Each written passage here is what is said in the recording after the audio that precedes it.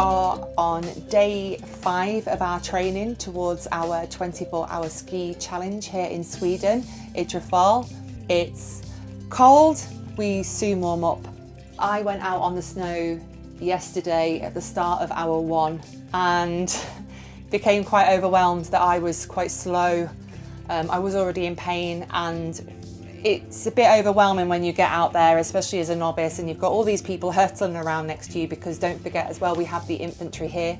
And like I said, I was already in pain, and the thought of starting this hour, I didn't want to sort of slow anybody down, and it was just a bit full on. So yep, I had a cry, but it was good. The person that I'm doing the actual challenge with was very supportive, and between us we managed to get our hours done, which was wonderful. So on the actual challenge day, we will be skiing in pairs, and I've been partnered up with a lady called Georgie Smith, who is a former RAF administrator. She has been a long way on my sports recovery journey with me. We both worked at RAF Brize Norton, but more sort of significantly to me is that we went and took part in the Department of Defence Warrior Games together in Tampa in Florida. I was Georgie's vice captain, and we went out there and represented Team UK. We've also been involved in the Invictus pathway together, and now I'm very lucky that we're doing these AFPST challenges together as well.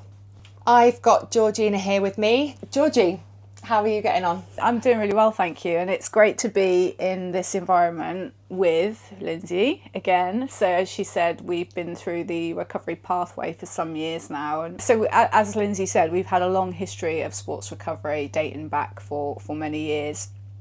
And I obviously started my sports recovery journey in about 2016 through Help for Heroes, who helped me after a diagnosis of MS kind of come to terms with sports and activities that I could do in and around my illness, rather than the mindset of what I couldn't do. So that was really important to me, because I've always had a very active lifestyle, and learning to manage that new diagnosis back then was really part of not just my physical well-being but my mental well-being.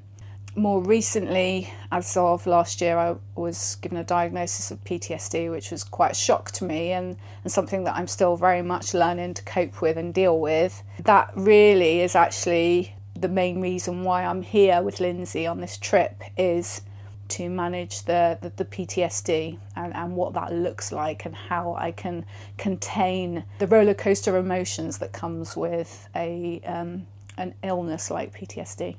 Well, thanks for sharing that, Georgie. In terms of our challenge, you've got MS, I've got a different illness to you, but some of our symptoms are quite similar in terms of, certainly in terms of fatigue. How do you think that you're going to manage the challenge at the weekend?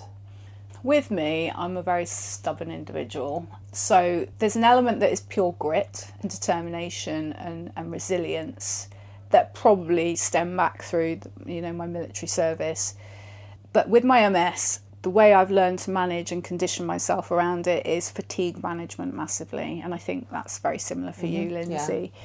We've been paired together pretty much for that reason, so that we can learn to get through those sessions in that challenge as easily as possible and come out the other side smiling. We don't want to be in the middle of the night in tears, which will probably happen at some point. At some point, yeah. When we start regretting our life decisions.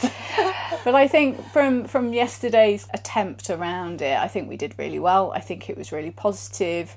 We went out there and we found a nice steady pace that suited both of us. We rested well in between, and I think as long as we keep that in the forefront of our mind, I'm actually really positive about it. Yeah, how have you found this week so far? I've really enjoyed it. It's been quite chillax. I really like, we're in this beautiful setting in the woods, in this amazing country that I've never been to before, and some of the people we've met before, haven't we? Yep. In Colorado and Bavaria earlier this year.